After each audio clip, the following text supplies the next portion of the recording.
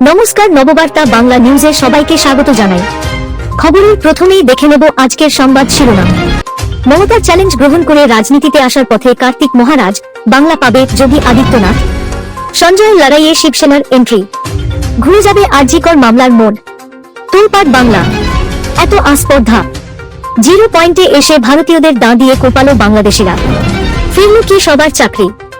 SSC 26,000 চাকরি বাতিল মামলায় কি রায় দিল সুপ্রিম কোর্ট? শুনে তোলপাড় দেশ।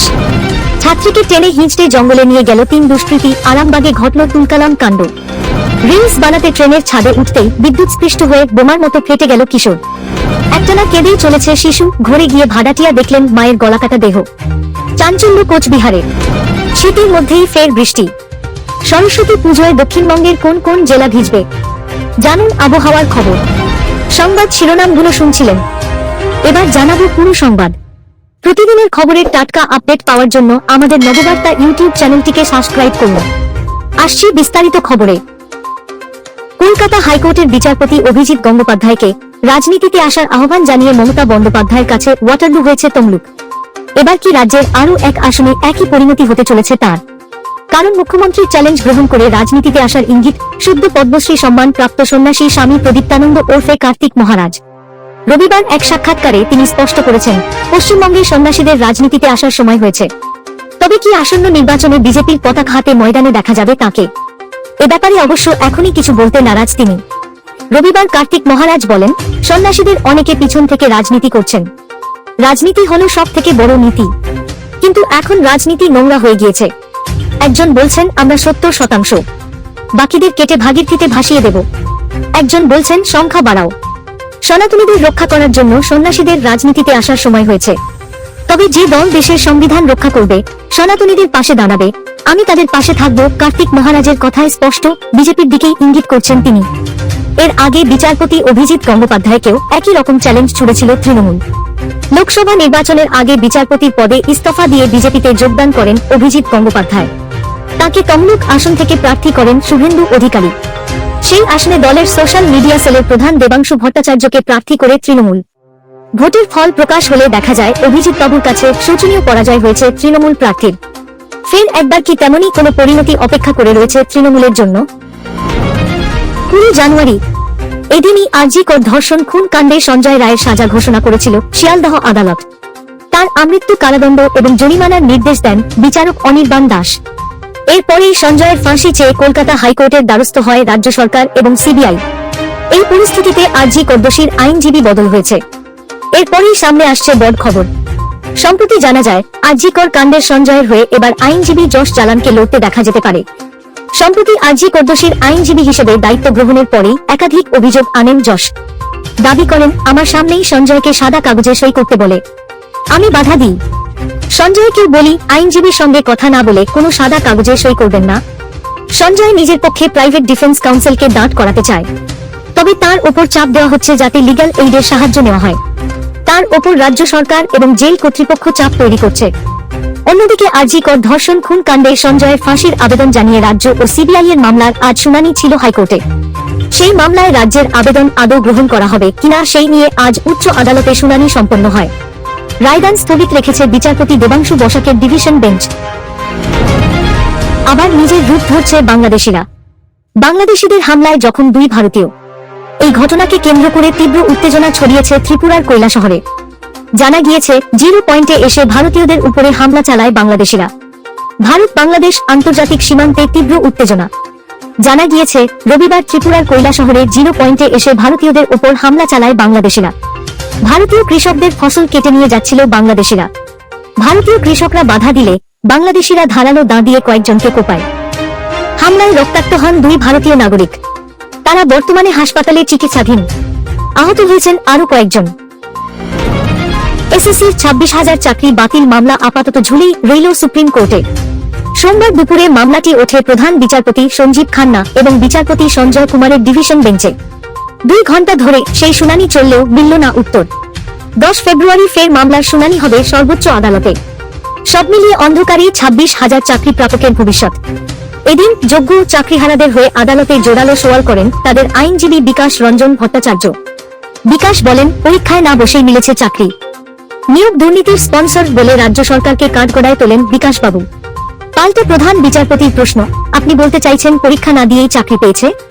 চিফ জাস্টিসের প্রশ্নে বিকাশ রঞ্জন বলেন, এখানে মন্ত্রীর মেয়ে এভাবেই চাকরি পেয়েছিলেন, কোর্ট টাকা ফেরাতে বলেছিল। শুধু তাই নয়, উদাহরণ তুলে আইনজীবী বলেন, একজন পরীক্ষার্থী রুদ্রপ্রসাদ ভট্টাচার্যের ওএমআর শিটে দেখা যাচ্ছে 23 পেয়েছিলেন, কিন্তু এসএসসির সার্ভার দেখাচ্ছে তার নম্বর দেখাচ্ছে 53। এছাড়া প্যানেলের সময়সীমা শেষ হওয়ার পরেও 2 জন পরীক্ষার্থীকে চাকরির জন্য সুপারিশ করা হয়েছিল বলে আদালতে জোর সওয়াল করেন বিকাশ রঞ্জন। গোটা ঘটনাকে প্রাতিষ্ঠানিক দুর্নীতি বলে মন্তব্য করেন তিনি। জোর সওয়াল করে বলেন, এই দুর্নীতি এমনভাবে করা হয়েছিল যাতে কেউ অবৈধ নিয়োগ অর্থাৎ অযোগ্যদের খুঁজে বার করতে না পারে। হাইকোর্টেও যোগ্য পৃথক করা সম্ভব হয়নি। সুপ্রিম কোর্টে সেই মামলা উঠলে আপাতত সকলেরই চাকরি বহাল রাখা হয়েছে, সকলকে রক্ষাকবচ দিয়েছে আদালত। তবে সুপ্রিম কোর্ট স্পষ্টভাবে জানিয়ে দেয়, দুর্নীতি প্রমাণ হলে শিক্ষকদের চাকরি তো যাবেই, পাশাপাশি ফেরত দিতে হবে বেতনও। সেই মামলাই এখনো ঝুলছে শীর্ষ আদালতে, ঝুলছে 26,000 মানুষের ভাগ্য। নাবালিকা ছাত্রী টিউশনি পড়তে যাচ্ছিল। ওই ছাত্রী যেখানে টিউশনি পড়তে যেত সেই পথে একটি নির্জন জায়গা পড়ে, সেটা পার করেই যেতে হয় ওই নাবালিকাকে, তাই সে সাইকেলে করেই যাতায়াত করত। কিন্তু এবার ওই ছাত্রী সাইকেলে করে যাওয়ার সময় 3 জন দুষ্কৃতী পথ আটকে দাঁড়ায়। একেবারে প্রকাশ্য দিবালোকে ওই ছাত্রীর উপর দুষ্কৃতীরা চড়াও হয় বলে অভিযোগ। তারপর তাকে টেনে হিঁচড়ে নিয়ে যায় নির্জন জঙ্গলে বলেও অভিযোগ উঠেছে। সেখানে তাকে ধর্ষণ করা হয়েছে কিনা এখনো নিশ্চিত নয়, কারণ ওই ছাত্রী এতটাই অসুস্থ হয়ে পড়েছে যে সে কিছুই বলতে পারছে না। পুলিশ সূত্রে খবর, আজ সোমবার ওই ছাত্রীর সঙ্গে এই ঘটনাটি ঘটেছে আরামবাগের ডোঙ্গলের বামুনডাঙ্গা এলাকায়। তবে ছাত্রীটি এতটাই অসুস্থ হয়ে পড়েছে যে কথা বলার মতো অবস্থায় নেই। তাকে হাসপাতালে ভর্তি করা হয়েছে। সুস্থ হলে সবটা জানা সম্ভবে, তবে যেটুকু জানা গিয়েছে তার ভিত্তিতে তদন্ত শুরু করা হয়েছে। ওই জঙ্গলে টিম গিয়েছে পুলিশের, কোনো তথ্য মেলে কিনা দেখা হচ্ছে। ওই 3 যুবক কারা সেটাও খতিয়ে দেখা হচ্ছে। হাসপাতাল থেকে তথ্য চাওয়া হয়েছে ওই ছাত্রীকে ধর্ষণ করা হয়েছে কিনা। পরিস্থিতি এমন পর্যায়ে পৌঁছেছে যে ছাত্রীটিকে আরামবাগ মেডিকেল কলেজ ও হাসপাতালে ভর্তি করা হয়েছে, সে এখন চিকিৎসাধীন। ট্রেনের মাথায় উঠে সংক্ষিপ্ত চলচ্চিত্র বানাতে গিয়ে মর্মান্তিক পরিণতি হল এক কিশোরের। সোমবার দুপুরে ঘটনাটি ঘটেছে পূর্ব বর্ধমান ও বীরভূমের সীমান্তবর্তী গ্যান্দাস কান্দরা স্টেশনে। উচ্চ বিভব পার্থক্যযুক্ত বিদ্যুৎ পরিবাহী তারের সংস্পর্শে এসে মৃত্যু হয়েছে ওই কিশোরের। এতে ট্রেন চলাচলে তেমন প্রভাব না পড়লেও স্টেশনে ব্যাপক আতঙ্ক ছড়ায়। দেহ উদ্ধার করে ময়নাতদন্তে পাঠিয়েছে কাটোয়া জিআরপি। জানা গিয়েছে, কেতুগ্রামের আশুতোষ মেমোরিয়াল হাই স্কুলের ছাত্র ছিল জিশান। বন্ধুরা জানিয়েছেন, বারবার বারণ করার পরেও জিশান ট্রেনের ছাদে উঠে পড়ে। ভিডিও বানানোর নেশাতেই কারো কথা শোনেনি সে। এই ঘটনায় শোকের ছায়া কিশোরের গ্রামে। ভোরবেলা থেকে একটানা কেঁদেই চলেছে শিশু। সন্দেহ হওয়ায় দেখতে গিয়েছিলেন ভাড়াটিয়া। জানলা দিয়ে উঁকি মেরে দেখেন রান্নাঘরে মায়ের গলাকাটা দেহ পড়ে রয়েছে, আর এদিকে বিছানায় শুয়ে কেঁদেই চলেছে তার 1.5 বছরের সন্তান।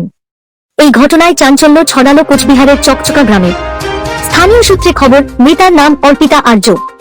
গ্রামের একটি বাড়িতে ভাড়া থাকতেন তারা। স্বামী দিনহাটার একটি চালকলে কাজ নাইট ডিউটি করেন। সোমবার সকালে শিশুটির কান্নাকাটি শুনে ভাড়াটিয়া তাদের ঘরে গিয়েছিলেন। তখনই তিনি মহিলার রক্তাক্ত দেহ দেখতে পান। তিনি পড়শিদের খবর দিয়েছিলেন। এরপরেই খবর দেওয়া হয় পুলিশে। খবর পেয়ে ঘটনাস্থলে গিয়ে দেহ উদ্ধার করে পুন্ডিবাড়ি থানার পুলিশ। পুলিশ সূত্রে খবর, দেহ ময়নাতদন্তের জন্য পাঠানো হয়েছে। কিভাবে এবং কি কারণে মহিলা খুন হলেন তা তদন্ত করে দেখা হচ্ছে। স্বামীর সঙ্গে কোনো বিষয় নিয়ে গন্ডগোল ছিল কিনা তা দেখা হচ্ছে। জিজ্ঞাসাবাদ করা হচ্ছে প্রতিবেশীদেরও। এবার নজর রাখবো আজকের আবহাওয়ার খবরে। উত্তরে হাওয়ার দাপটে ফের ফিরছে ঠান্ডার আমেজ। গত 24 ঘন্টার তুলনায় সর্বনিম্ন তাপমাত্রা আজ থেকেই 3 ডিগ্রি নিচে নামার সম্ভাবনা। মঙ্গলবারের মধ্যে তাপমাত্রা সর্বোচ্চ 4 ডিগ্রি সেলসিয়াস পর্যন্ত কমে যেতে পারে দক্ষিণবঙ্গের একাধিক জেলায়। আপাতত দক্ষিণবঙ্গে ঠান্ডার আমেজ বজায় থাকলেও কনকনে ঠান্ডা আর পড়বে না বলেই পূর্বাভাস হাওয়া অফিসের। কারণ সপ্তাহান্তে ফের তাপমাত্রা বাড়বে পশ্চিমী ঝঞ্ঝার প্রভাবে। আবহাওয়া দপ্তর জানাচ্ছে, নতুন করে পশ্চিমী ঝঞ্ঝা ঢুকছে 29 জানুয়ারি। উত্তর ভারতে জেট স্ট্রিম উইন্ড রয়েছে। ঘূর্ণাবর্ত রয়েছে আসাম ও আন্দামান সাগরে। আজ রাতের দিকে কলকাতার পারদ নামতে পারে 13 এর ঘরে।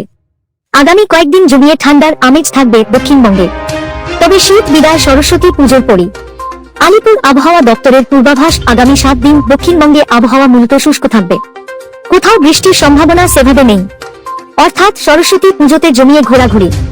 আগামী কয়েকদিন বৃষ্টি না হলেও ভোগাতে পারে কুয়াশায়। দুই 24 পরগনা, হুগলি সহ দক্ষিণবঙ্গের প্রায় সমস্ত জেলাতেই সকালের দিকে কুয়াশার প্রভাব থাকবে। দক্ষিণবঙ্গের হুগলি, উত্তর ও দক্ষিণ 24 পরগনা, পূর্ব পশ্চিম মেদিনীপুর এবং পূর্ব পশ্চিম বর্ধমান, বীরভূম, মুর্শিদাবাদ, নদিয়াতেও ভোগাবে কুয়াশা। তবে কোথাও কোনো সতর্কতা জারি নেই। বুধবারের পর তাপমাত্রা বাড়বে। উত্তরে শীতের ঝোড়ো ইনিংস। বুধবার পর্যন্ত ঠান্ডার যথেষ্ট দাপট থাকবে। তারপর ফের ঊর্ধ্বমুখী হতে পারে পারদ।